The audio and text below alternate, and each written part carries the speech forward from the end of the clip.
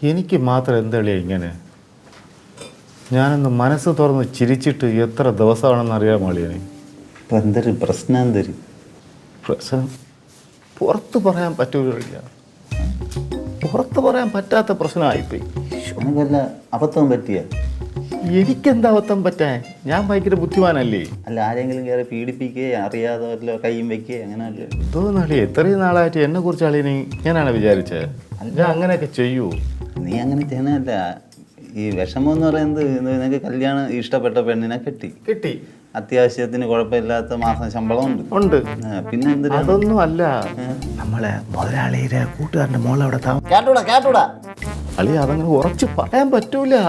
ഉറച്ചു പറയാൻ എനിക്ക് കേൾക്കണ്ടേടാ. പിന്നെ ആരെങ്കിലും കേട്ടാ നാണക്കേടാണ്. ആ കൊച്ചിനും അത് മോശമാവും. ഇവിടെ നീ ഞാനും അല്ലേ ഉള്ളു, വേറെ ആരും ഇരിക്കുന്നു. എന്നാലും അതായത് ആ പിങ്കി മോള് ഞാൻ പറഞ്ഞില്ലേ, ആ പിങ്കി മോളുടെ ഒരു ഫോട്ടോ എടുത്തിട്ട് ഏവനോ എന്തോരൊക്കെ ചെയ്ത് വൃത്തികേടാക്കി അത് പിങ്കി മോക്ക് അയച്ചു കൊടുത്തു. ഓ, നീ കണ്ട? ഞാൻ കണ്ടില്ല, ഞാൻ കാണേയില്ല, എനിക്കതൊന്നും കാണണ്ട. എന്നിട്ട് പിങ്കി മോള് പറഞ്ഞ്, എന്നിട്ട് 5 ലക്ഷം രൂപ ചോദിച്ച്. എന്തിനി? ഇല്ല എന്നുണ്ടെങ്കിൽ എന്തരിലേക്കോ ഇടുവന്നു.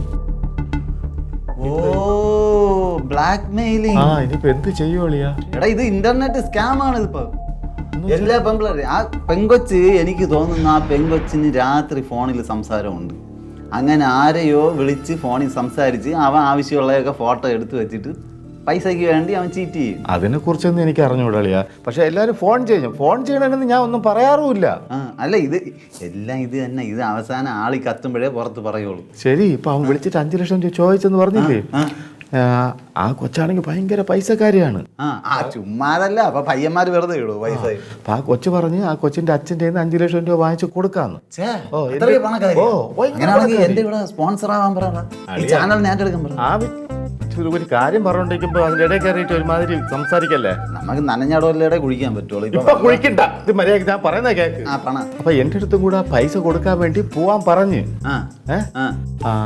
എന്നാലും നമ്മൾ 5 ലക്ഷം രൂപയൊക്കെ കൊടുക്കുന്നത് മോശമല്ലേ? പിന്നല്ലാതെ കൊടുക്കരുത്. ഇങ്ങനെയുള്ള ചെറ്റ തെണ്ടിയാക്ക് 5 പൈസ കൊടുക്കരുത്. എനിക്ക് വേറൊരു പേടി, 5 ലക്ഷവും വാങ്ങിച്ചിട്ട് അവ ഇനി 10 ലക്ഷം വേണോന്ന് പറഞ്ഞ് ഇങ്ങനെ ചെയ്താ പറയും. എടാ, 5 ലക്ഷം വാങ്ങിച്ചിട്ട് അവൻ 2 ദിവസം കടലിൽ അവിടെ ഇവിടെ ബീച്ചിലൊക്കെ കറങ്ങി കപ്പലണ്ടി തിന്ന് ഈ പൈസ തീർക്കും.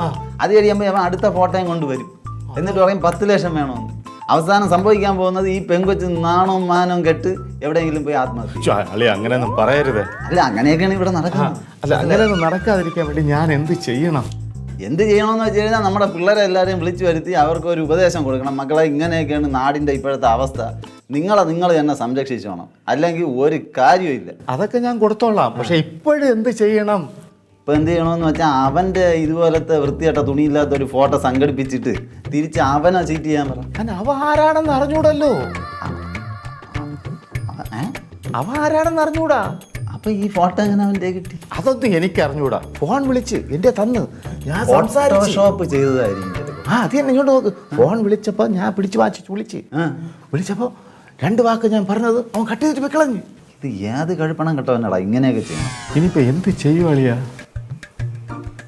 നീ ഒരു കാര്യം ചെല്ലി, ഞാൻ വേണ്ടത് ചെയ്യാം. അളിയാ, വേണ്ടത് ചെയ്യണേ. ഈ ഇതിൽ ഒരു കൊച്ചിന് എന്തെങ്കിലും സംഭവിച്ചു കഴിഞ്ഞാല് ബാക്കിയുള്ള കൊച്ചുങ്ങളെ, നമ്മളെ വീട്ടിൽ പറഞ്ഞയച്ച കൊച്ചുങ്ങളെ അച്ഛനും അമ്മയൊക്കെ ഭയങ്കരമായിട്ട് വിഷമിക്കൂലേ? തന്നെ അവർ എന്നെ വിശ്വസിച്ചല്ലേ ഏൽപ്പിച്ച്. അത് തന്നെ. അപ്പൊ ഞാൻ അങ്ങനെ നോക്കണ്ടേ? ഞാൻ ഇതൊക്കെ അറിഞ്ഞിട്ട് ഞാൻ മിണ്ടാതിരിക്കുവോ? നീ ധൈര്യമായിട്ട് ചെല്ല്. ഞാൻ ഇവിടെ അഗ്നി ഫ്രാൻസിസ് അഗ്നി പത്രം ഇല്ലേ? നോക്കണേ അളിയാ, ഞാൻ തീരെ പുറത്താണ് നിൽക്കുന്നത്. നീ ചെല്ലടേ ചെയ്യാം. നീ കരയിക്കല്ലേ, നീ ചെല്ല് ചെയ്യാം. ശരി. എന്നെയും കൂടെ സെൻഡ് ചെയ്യാം.